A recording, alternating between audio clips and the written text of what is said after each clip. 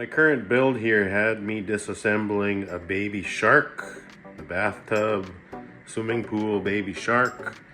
First, I want to say that if you decide you're going to disassemble this, you are disassembling something that's made not to be disassembled.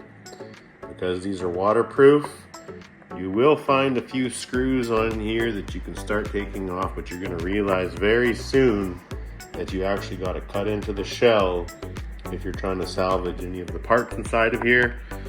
Here's what the sensor itself, controller looks like, sat right there. I had it hot wired or bypassed for a different project, but we changed things around, so I'm not using this shark anymore anyways. And after a bunch of cutting and butchering, we are in again.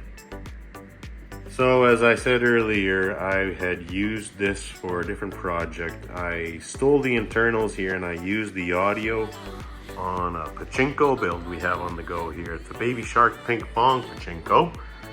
So the idea has changed here, and I need a shark that's in good shape, in good condition, so that I can mount it on the top here along with the crown and the marquee that is going on here.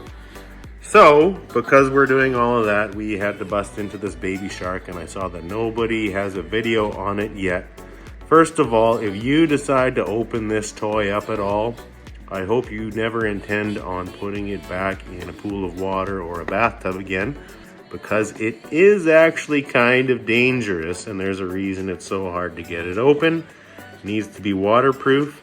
As you can see here, our propulsion method here is actually a type of oscillating motor. It's not a real motor.